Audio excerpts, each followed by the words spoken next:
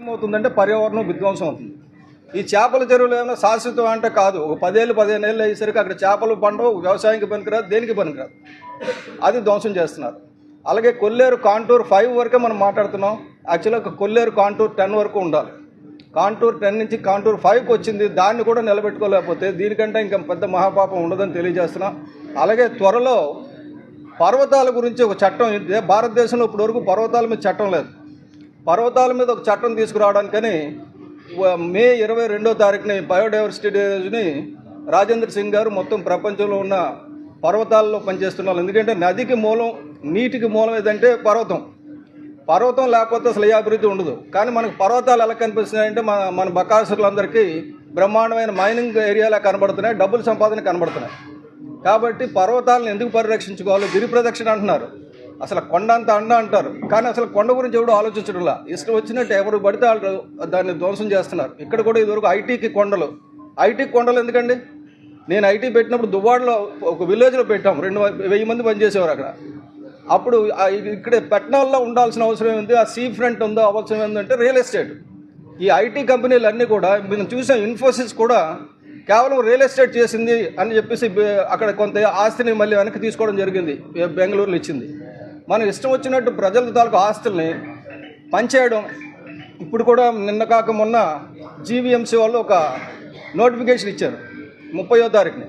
అంటే కౌన్సిల్ 17వ తారీఖున అయిపోతే 30వ తారీఖున ఒక నోటిఫికేషన్ ఇచ్చి ఏం చెప్తారంటే మానిటైజేషన్కి. అంటే ఇదివరకు వైసీపీ కలెక్టర్ ఆఫీసులు అమ్మేసింది, జిల్లా పరిషత్తులు తాకట్టు పెట్టేసింది లిక్కర్ గురించి అని చెప్పి అన్నాం కదా. మనం దేని గురించి తాకట్టు పెడదామని, ఎందుకు ఈ మానిటైజేషన్ అర్జెంటుగా? అది కూడా కౌన్సిల్ లేనప్పుడు, ప్రజలు ఎన్నుకున్న ప్రజాప్రతినిధులు లేనప్పుడు కమిషనర్ ఎవడండి ఇవ్వడానికి? నాకు తెలియకడుగుతా, నాకు చాలా కోపం వస్తుంటుంది. ఎందుకంటే commissioner is a caretaker. He has no right at all to do anything. ఏమైనా చేయాల్సి వస్తే కౌన్సిల్ చేయాలి, ప్రజలు ఎన్నుకున్న ప్రతినిధులు చేయాలి. వాళ్ళు లేనప్పుడు ఇలా కమిషనరు ఒక టెండర్ పిలిచారు. ఎంత చక్కటి టెండర్ పిలిచారంటే స్మార్ట్ సిటీ కార్పొరేషన్ లిమిటెడ్ అని ఒకటి పెట్టారు. దానికి ఆయన CEO, జీవీఎంసీకి కమిషనర్. ఈ కమిషనర్ స్మార్ట్ సిటీకి అడుగుతాడు, ఒక టెండర్ పెట్టి ఎవరినైనా ఐడెంటిఫై చేయండి అని. అక్కడ కూర్చొని ఆయన ఐడెంటిఫై చేస్తాడు ఎవరినో. అంటే ఎవరో ఇప్పుడు ఆల్రెడీ ప్రభుత్వంలోని పెద్దలు ఐడెంటిఫై చేశారు ఎవరికి తాకట్టు పెట్టాలో భూములన్నీ. కాబట్టి ఇది విరమించుకోమని చెప్తున్నాను. తప్పనిసరిగా నేను ఈ జీవీఎంసీ టెండర్ ఏదైతే 431 ఇచ్చారో దీని మీద నేను తప్పనిసరిగా కోర్టుకు వెళ్తాను, వీళ్ళు కానీ ముందుకెళ్తే. ఎందుకంటే నేను ఏ ప్రభుత్వాన్ని చూడను, అది తెలుగుదేశమా, వైసీపీయా, కాంగ్రెసా, రాకపోతే ఇప్పుడున్న కూటమి ప్రభుత్వం. తప్పు చేస్తే ఎవరైనా తప్పే. ఈ విషయంలో మాత్రం వెనకడుగు వేసే ప్రసక్తి లేదు. మీ అందరూ ముందుకు వచ్చి నేను రిక్వెస్ట్ చేస్తున్నది ఏంటంటే ఇటువంటి విషయాల్ని మీడియా ముందుకు తీసుకెళ్ళాలి. అంతే తప్ప మీరు ఈ వర్గం మీడియా, నీలి వర్గం మీడియా, ఎల్లో వర్గం మీడియా, రెడ్ వర్గం మీడియా అని వద్దండి. తప్పు జరిగితే మీరు అల్టిమేట్గా మేము పోయేది, మన పిల్లలు పోయేది. కాబట్టి భవిష్యత్తుని కాపాడాల్సిన బాధ్యత మీడియా తీసుకోవాలని కోరుకుంటూ సెలవు తీసుకున్నాం. మ్యాప్లో ఫేస్ పర్వాలేదులేండి, ఫేస్ అక్కర్లేదు, మ్యాప్నే ఫోకస్ చేయండి.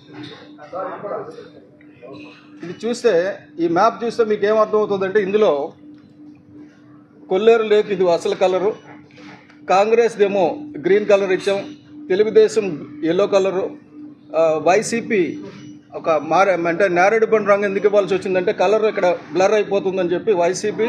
అలాగే ఇప్పుడు కూటమిది రెడ్ స్పాట్స్ 1, 2, 3, 4, 5, 6, 7 అలా మొత్తం 11 స్పాట్స్ ఉన్నాయండి. అంటే ఎక్కడెక్కడ కబ్జా అవుతుందో నేను అఫీషియల్ డేటా, గూగుల్ డేటా ఇస్తున్నా.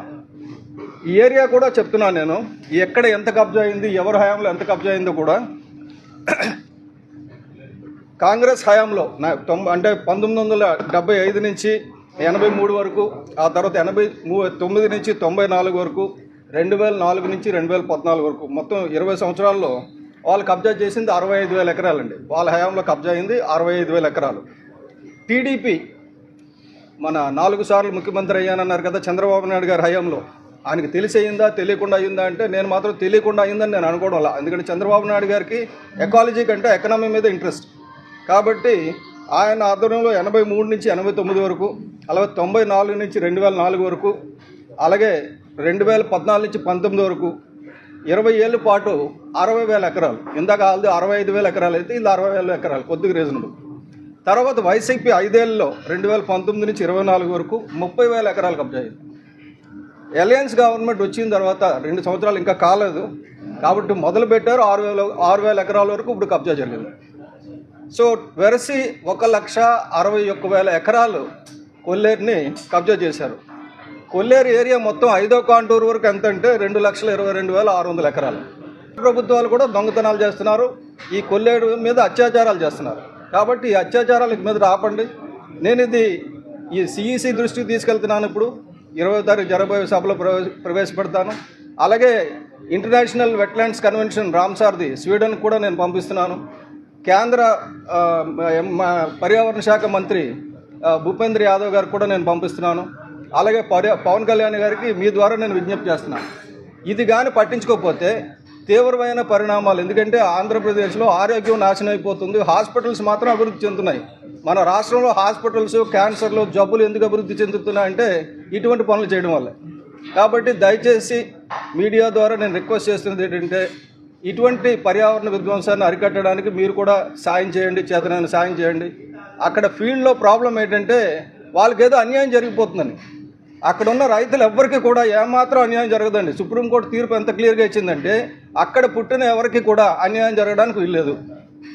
వాళ్ళు చక్కగా చేపలు పెంచుకోవచ్చు, అక్కడ చేపలు పట్టుకోవచ్చు, అమ్ముకోవచ్చు. వాళ్ళు తరతరాలు పట్టుకొని అమ్ముకున్నా తరగనంత చేపలు అక్కడ ఉన్నాయి.